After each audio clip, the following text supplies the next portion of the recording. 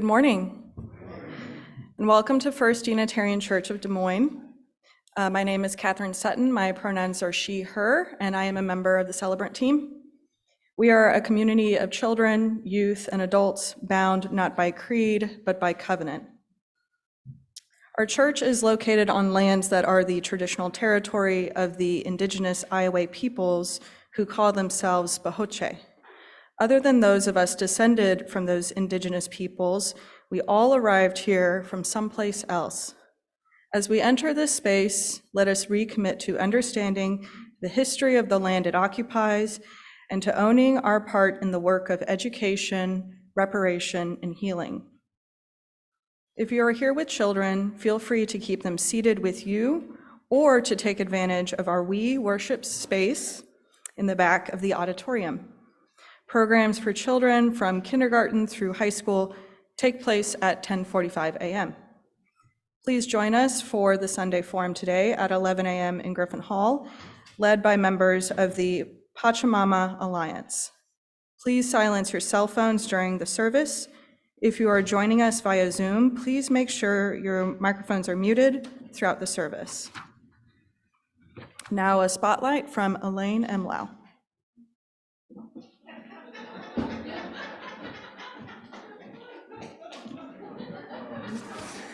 Aloha. My name is Elaine Imlau. My pronouns are she, her, hers.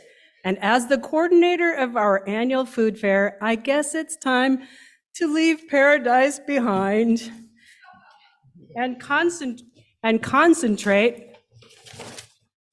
on fellowship, food, and fun.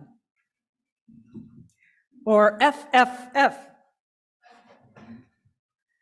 Number 23 for short. You can blame me for the name change. I could never remember all the words of the old one. Thanks to all my volunteers who covered for me while I was away. Don't have any idea what I'm talking about? This is our annual event, the 23rd in 2023, to build community, enjoy good food, and have fun while raising money for the church. Members and friends offer events throughout the year centered around a meal and food items for a silent auction. All the money raised goes directly to the church. Our record amount raised is over $20,000. Last year we raised $13,000.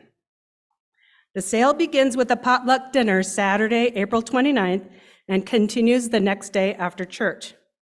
For that to happen, we need events and auction items to sell.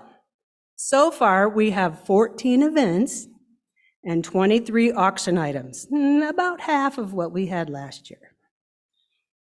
And we could use more. If you're one of those people mulling over ideas, decision time has come. The deadline for submissions is tomorrow. Yes, tomorrow, April 3rd. To find the online submission form, take a paper I will have out at the booth at the food fair table, or go online and do a simple search for FF on the church website. Remember, your offerings are due tomorrow. I'll give you until midnight. Thanks for helping us put the fund back in fundraising. And by the way, I still need 14 volunteers for Family Promise next week. Pardon me while I go put on warmer clothes.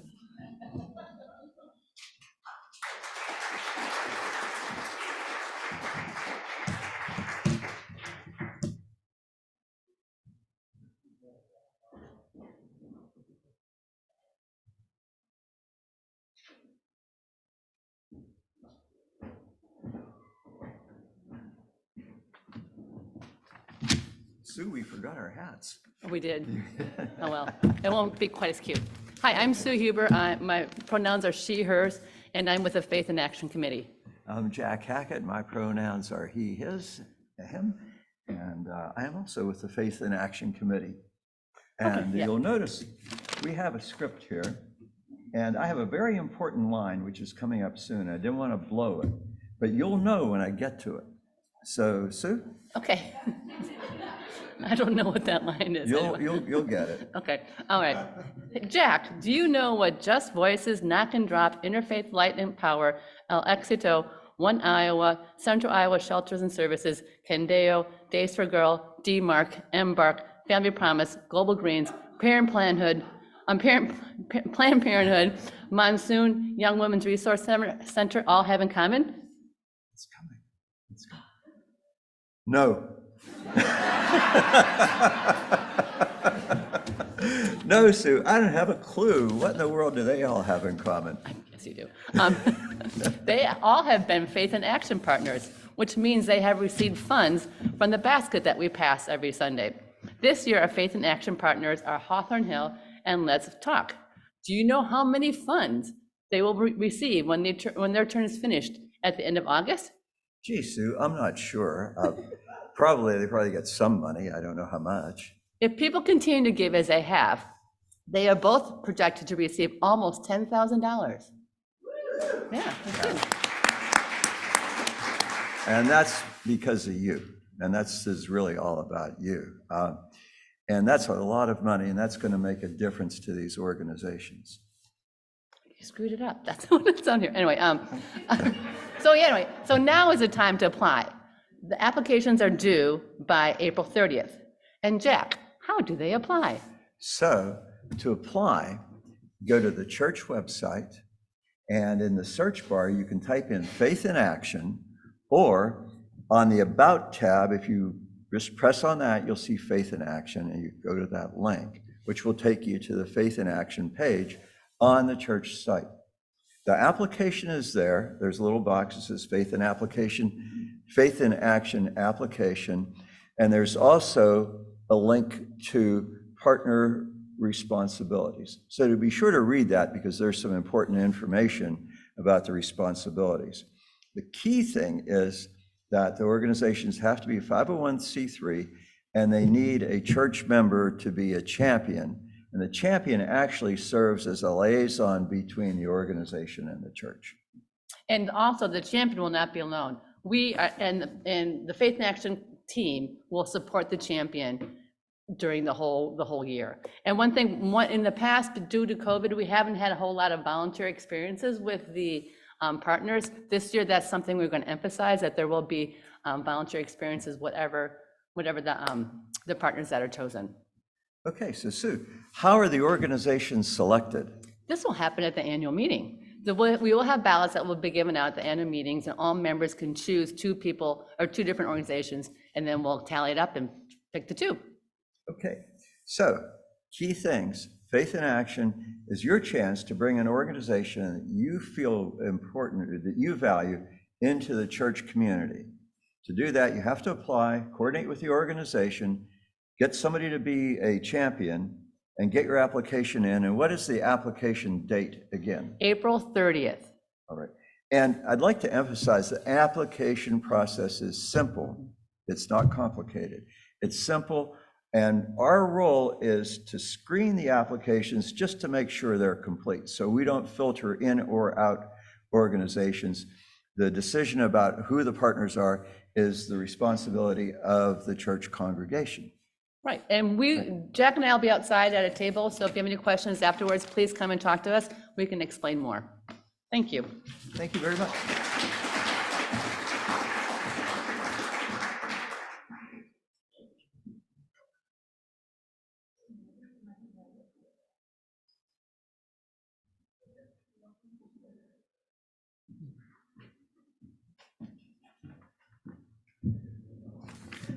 My name is Dominic Ortiz Berardi, and I will be reading the Chalice Lightning for today.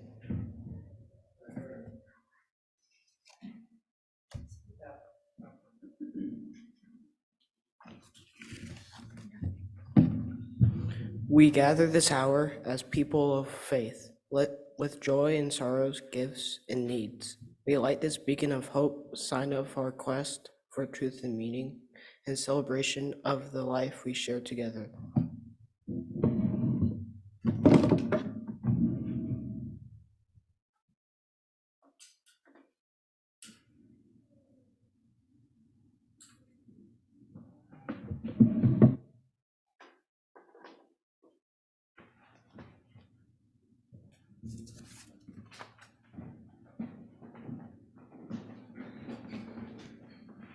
Thank you, Dominic. Our gathering song this morning is number 188 from the Gray Hymnal, Come, Come, Whoever You Are. I knew that.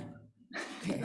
We can stand. You will see, if you look in your book, there are these little numbers, 1, 2, 3, 4, and that kind of indicates it's a round. We're going to sing it through everyone together first. And if you don't have the little numbers up there, it's after each phrase, you are welcome to start the song over. So that what happens is that you form chords as you sing them at different times. And I judge you are intelligent enough to pick up on that and make your own decision, right? And I'm the leader. Okay, so let's all start out together. We'll sing it 2 times through after we sing it all together.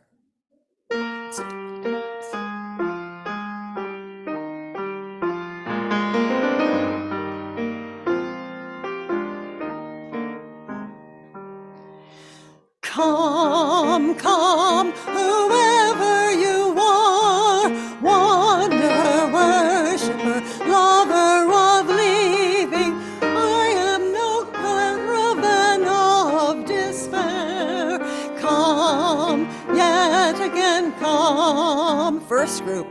Come, come, whoever you are. Next group. Wanderer, worshiper, lover of living, all is no caravan of despair. Come, yet again come.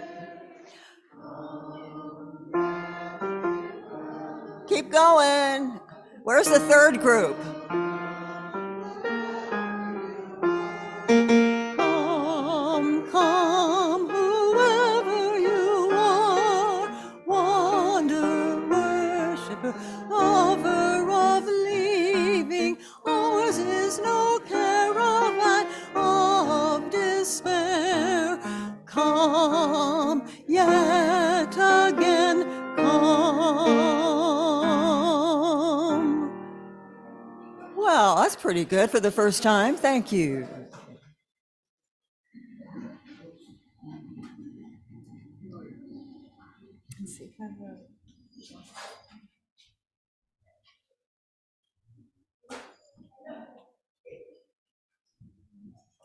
Our story for all ages this morning is Was by Deborah Friedman.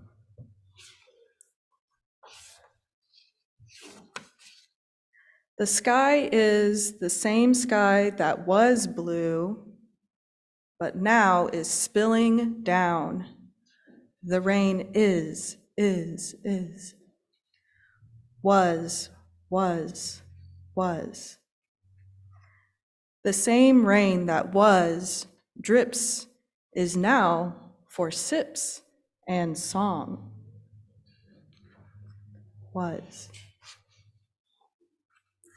Where singing was, a buzz is. Was. Sunshine is. Was. A shadow is.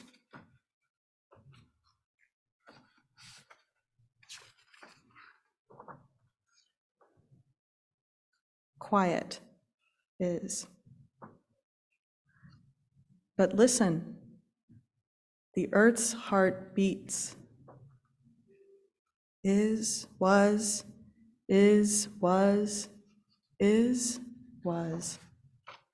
Blue is, blue was. Still, this sky is. The same sky that was.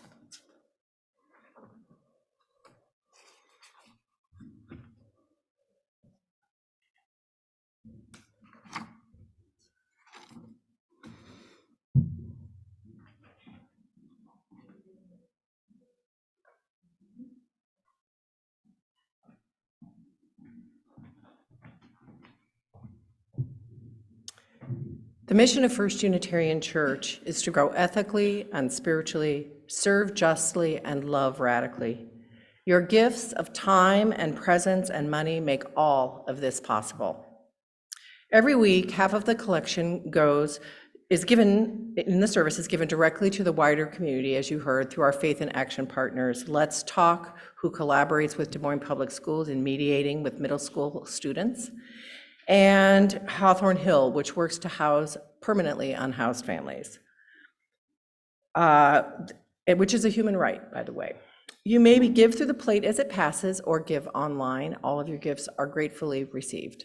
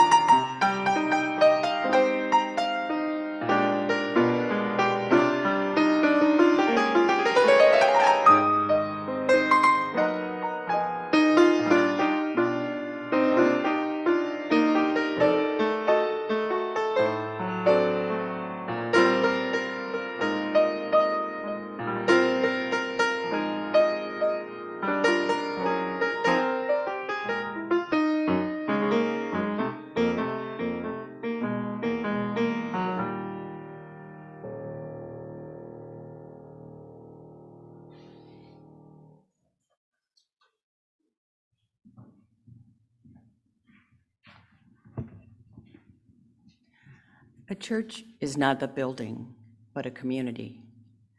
As a community of human hands and human hearts, we come together to share our laughter and our tears, and to bear witness and minister to one another as we struggle with life's sorrows and celebrate life's joys. May we hold in our thoughts and prayers this week C.W. Smith is now at home after a long hospital stay, and I understand he's playing his guitar again.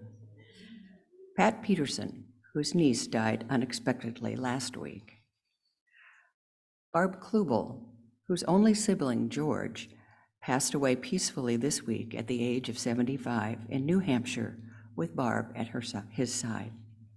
Barb and her husband Jan arrived in New Hampshire on March 10th to help George into hospice care.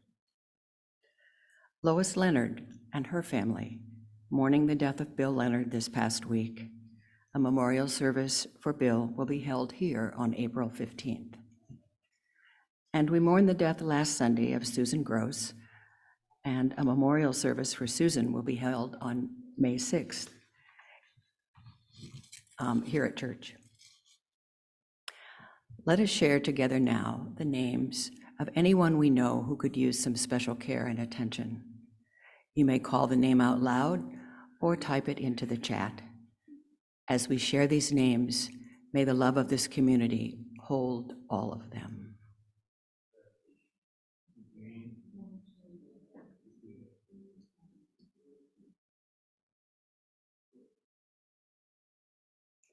May the light of our community shine on the broken places of the world.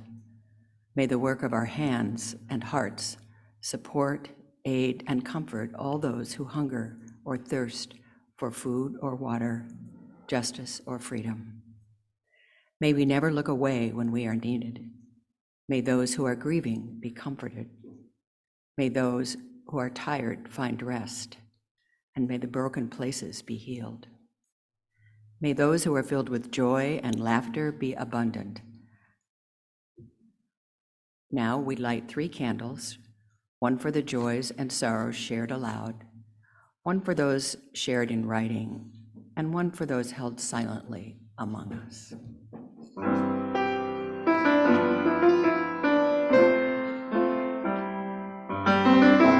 Comfort me, comfort me, comfort me, oh my soul.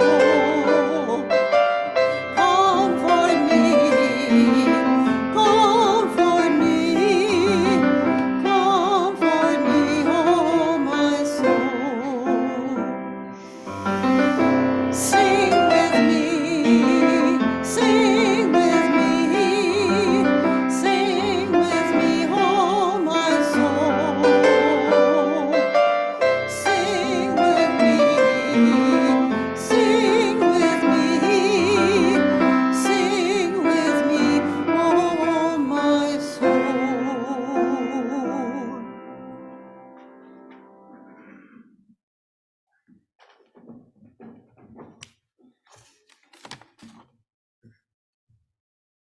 Our first reading this morning is from Raw Faith, Following the Thread by Reverend Marilyn Sewell. The script promises those who seek will find. Yes, we will find, but not necessarily what we think we want, and maybe not on our own timeline, or in the way we expect, or in the place we think. And every decision has its costs for ourselves and for others, but we follow the thread. I have found my call at last. I had come home. I was 50 years old and ready to begin. And now some music from Ellie Chunga.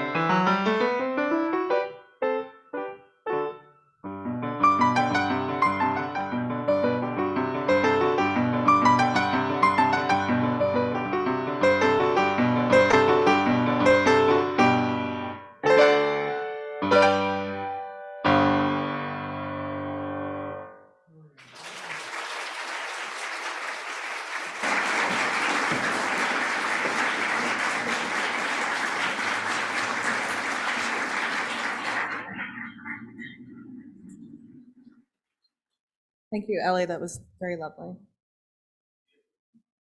Our second reading this morning is from 9 Lies About Work, a free-thinking leader's guide to the real world by Marcus Buckingham and Ashley Goodall. Your work is made up of many activities, many threads, but some of them feel as though they're made of particularly powerful material. These red threads are the activities you love, and your challenge is to pinpoint them so you can ensure that you'll be able to recreate them, refine them, and add to them. You are weaving red threads into the fabric of your work, one thread at a time. You have a unique relationship with the world, a relationship that reveals you to things that only you can see. It offers thread weaving opportunities all the time, but the only person who knows is if those threads are red is you. The world won't do the weaving for you. It doesn't care about your red threads. The only person who can stop and be attentive enough to identify these threads and weave them intelligently into the fabric of your work is you. This is true not only in your work life, but in your life in general. Despite how it might feel a lot of the time, you do not have many different compartments of your life, each of which must be carefully balanced. Instead, you have one life, one whole cloth, one fabric for you to weave your red threads into. It's up to you to know what you love about work, what you love about hobbies, what you love about friends, and what you love about family. And those things will be different from everyone else's things. So when people say, well, as a father, friend, or colleague, I think you should do this or that, remember that they do know you like you know you, that they are well-intended yet blind. Your world has an N of one, and one is you. Please join me in song number 391 from the Gray Hymnal, Voice Still and Small.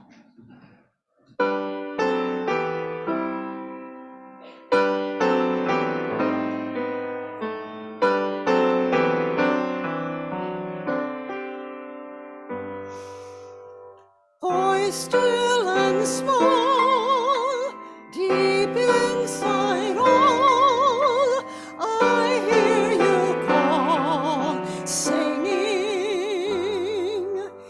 in dark and rain, sorrow and pain, still you remain, singing, calming my fears, quenching my tears, through all the years, singing.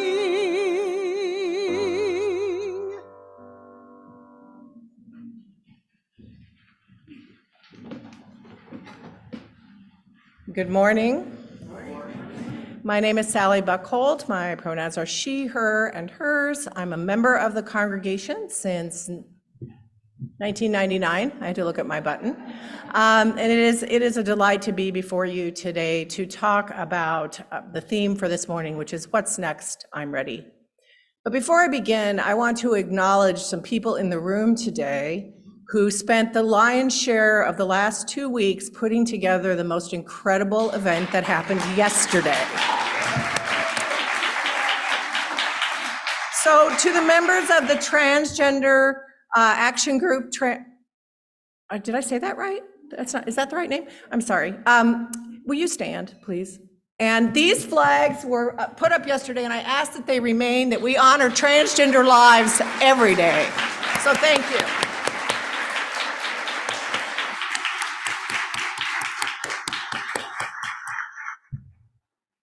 It makes me very proud to be part of this congregation. 750 people came here yesterday. Yeah. That is what outreach means, my friends. In 2012, my life took a sharp, unexpected turn when my longtime partner died unexpectedly. It was on Good Friday.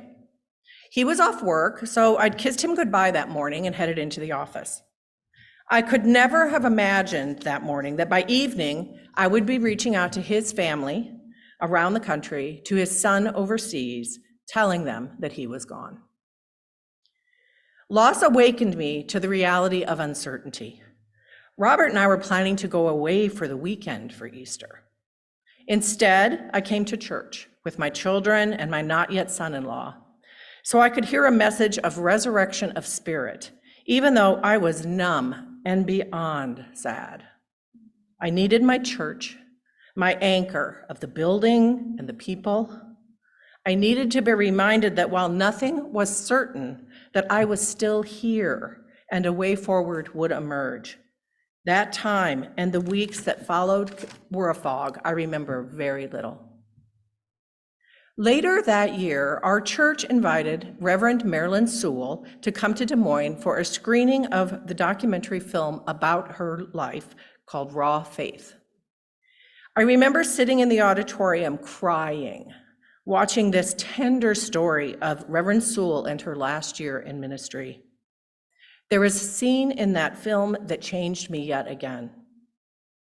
In the scene, we are inside Marilyn's house, and she is preparing for the start of her day. It's a Sunday morning.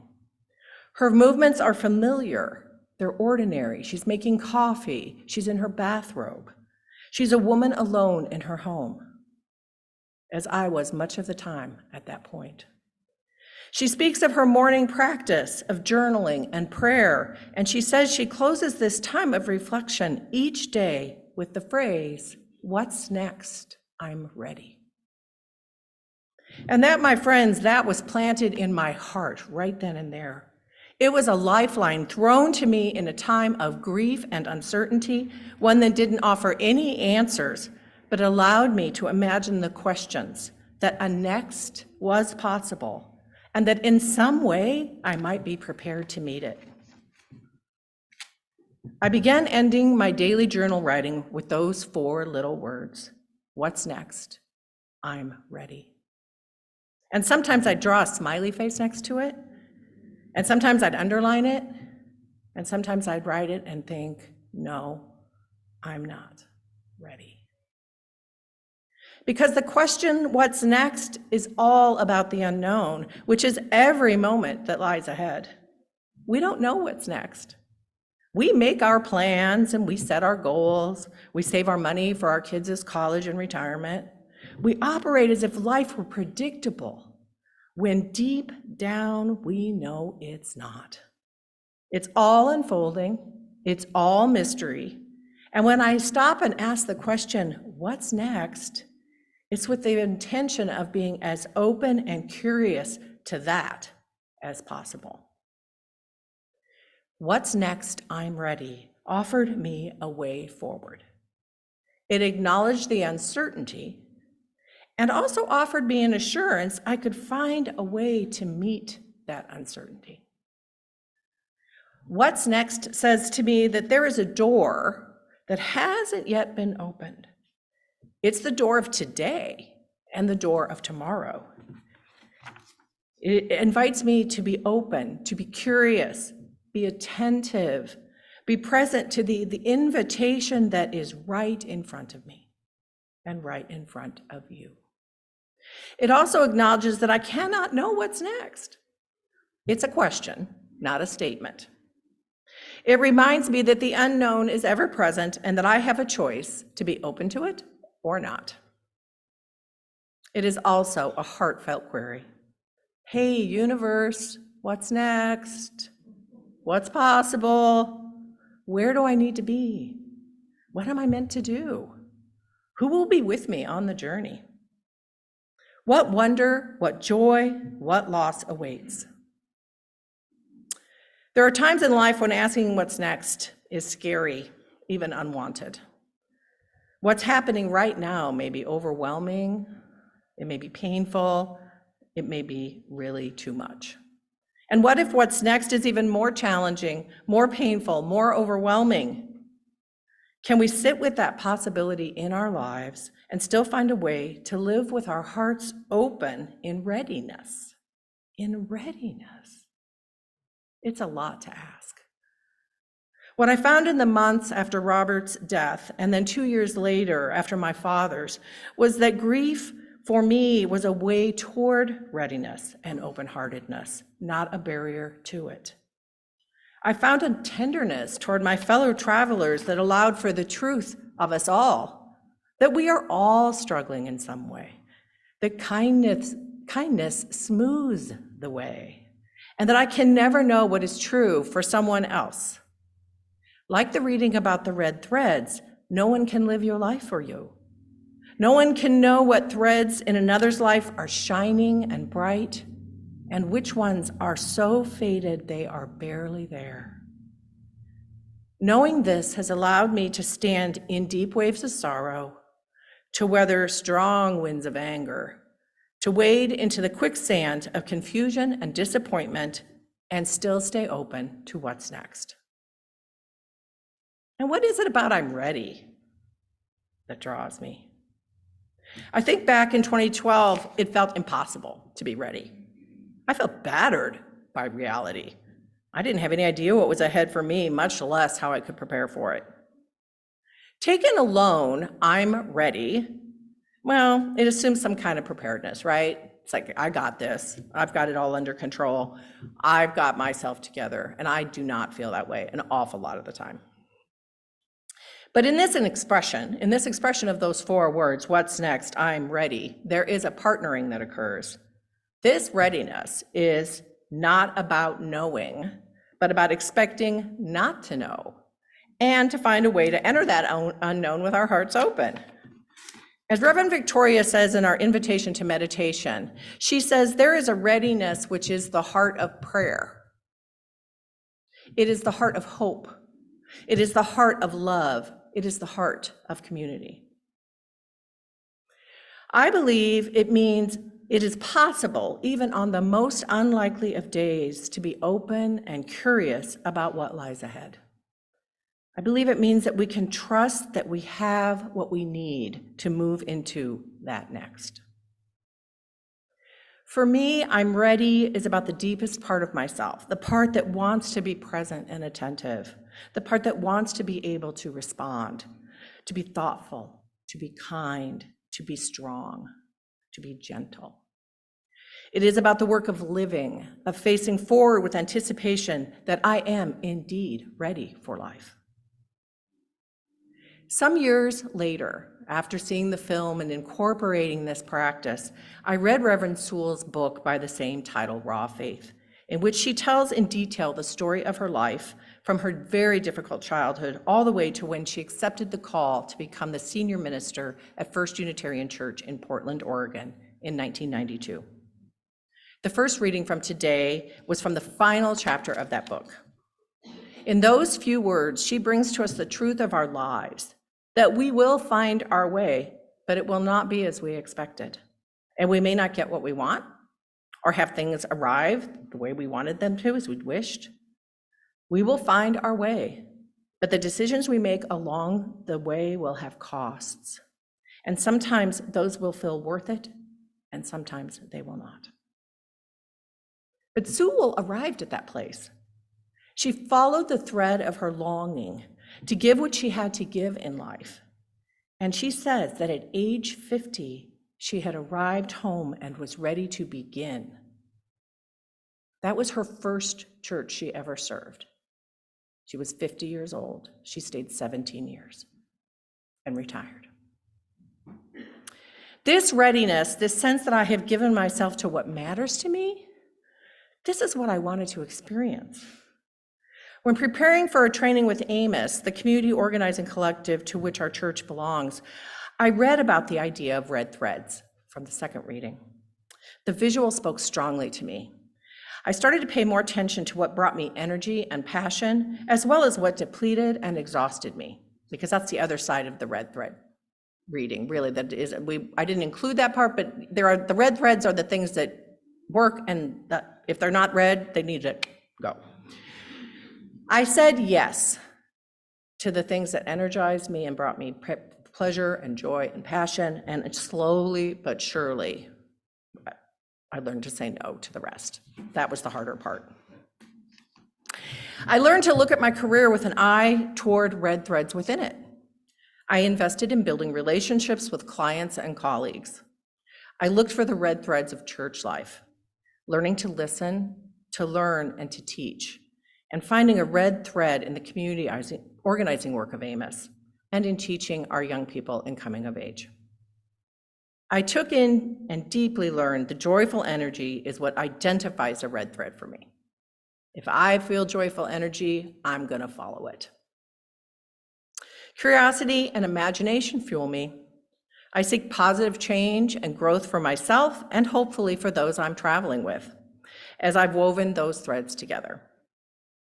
Being attentive to red threads has been part of creating a heart that is ready for whatever comes next. Thinking back to that day when I sat in this auditorium and cried watching Raw Faith and meeting Reverend Sewell. Who was anyone here that day? I know that some of you, I know Sue and Elaine. I recommend it if you want to see it, it's very good. But being that day and remembering back to that day and how I cried and got to meet her, and I just I feel really grateful for everything that led up me to that day, both the hard stuff and the good stuff. If I hadn't experienced loss just prior to that, I would not have been so impacted by that, nor had the long ongoing conversation with myself about what matters to me and what comes next. It's all important, the hard stuff and the good stuff alike. Every life contains both. Everything that is will one day be what was, and then it will be something new, like our children's story described. The blue above us is, and in a sense, it is also was, as the days and years of our life go by.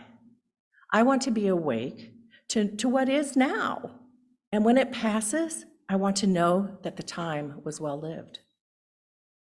What's next? I'm ready taught me to accept what is and let it go.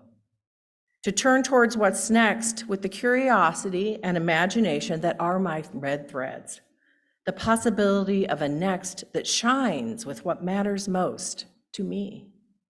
Connection, joy, energy, love. When I think about our church, I imagine this readiness to be a combination of both things concrete and ephemeral, right?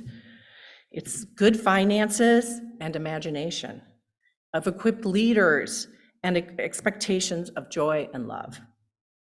The readiness I imagine at the heart of Reverend Sewell's prayer is one which is a readiness of the heart, a willingness to allow the future to unfold as it will, even knowing, as she says, that it will not necessarily be what we want or on our own timeline or in the way we expect. Good lesson. This sounds exactly like congregational life to me. Exactly. Looking at all of you, I hold abundant hope that we can be ready in this way. Ready for whatever next comes our way, whether that's a new minister, we get new members, we change, we grow, we have loss, we have birth, we have death. We can be ready. We can love fiercely what is and be willing to let go when the need be, ready to embrace whatever it comes next. Oh, and it will be imperfect. It will be imperfect. And this week, I got a little lesson in that as well. After nearly a dozen years, I decided to watch Raw Faith again. And yes, it made me cry again. And you know what I discovered? I had it wrong. Reverend Sewell didn't say, "What's next? I'm ready." She didn't. She said, "What's next? I'm available." I had it wrong all this time. But in my heart, I didn't. I had it right. I had it right for me. What I wanted and needed was to build a sense of resilience in the midst of my deep grief. I wasn't available for anything. I remembered it wrong because I needed it to be right for me. I'm ready was a kind of red thread. I grasped it with my heart and held on. What's next? I'm ready has been a personal mantra, one that has reminded me day after day that I am here now, that the future starts in this very minute, that my heart can settle into a place of openness if I allow it to do so. Maybe now I can consider whether to change my meditation to what's next, I'm available. We'll see. I expect that life will show me in unexpected ways the direction I need to go. And for our church, I imagine it will be the same. If we said to ourselves as a congregation, what's next? We're available. I can only imagine what doors might open for us all. May it be so.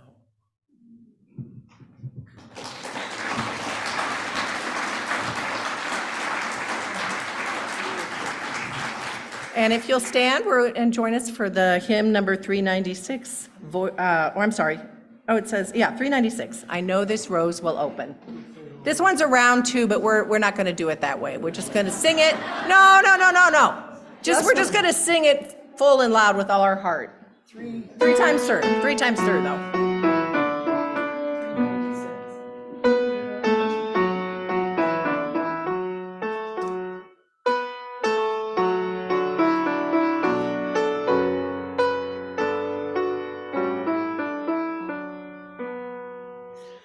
I know this rose will open. I know my fear will burn away. I know my soul will be on furthest wings. I know this rose will open.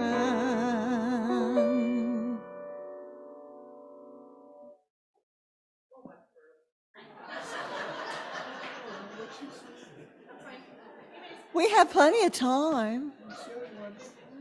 I thought I said but whatever. We extinguish this flame, but not the light of truth, the warmth of community, or the fire of commitment.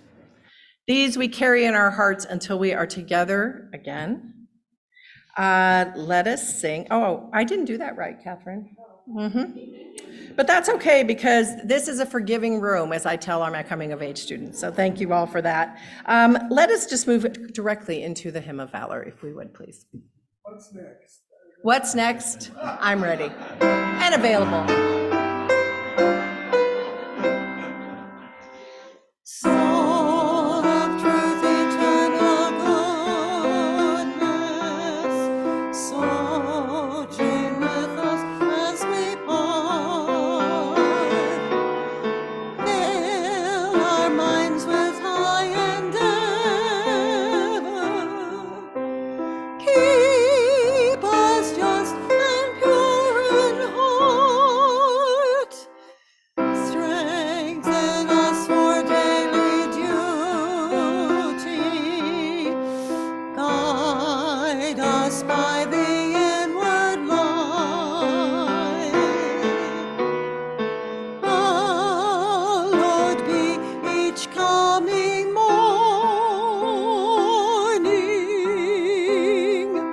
Calm and peaceful each night. Amen.